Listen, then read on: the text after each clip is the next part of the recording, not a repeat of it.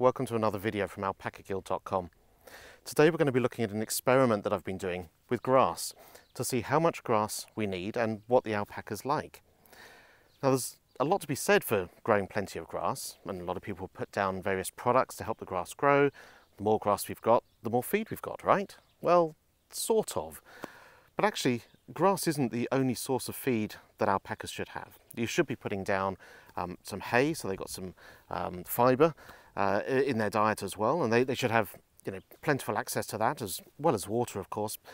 Grass cannot and should not be the only source of food that they have. But alpaca also know what they like and don't like. And the experiment that I've been doing here is I've cornered off an area of a paddock, not a particularly large area, but I've allowed the grass to grow over a number of seasons with plenty of sun and light coming down. Nothing has been put on here, no products at all. It's just been left to do its own thing. I did mow it a couple of times just at the start to sort of try to even things out and let it go, but certainly nothing has been done to this for the last 3 months. I then opened up the gates, allowed the alpacas access to this from what has been an area of incredibly short grass.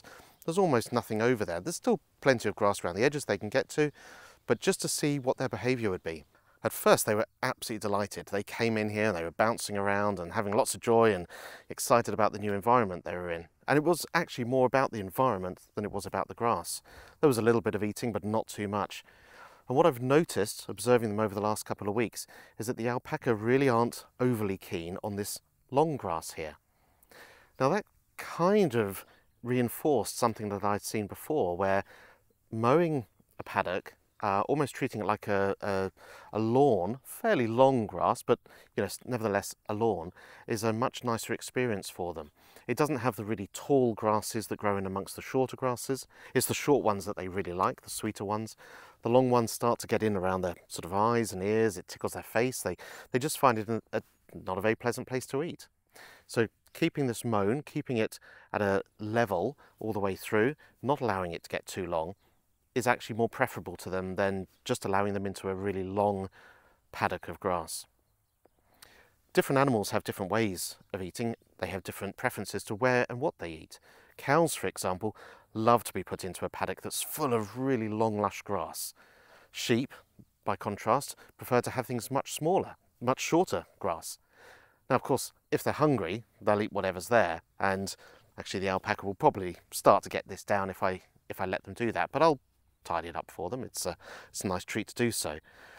But there is definite evidence from what I've seen here now that if they have the access to very short and very long, the long is not seen as a great food source for them.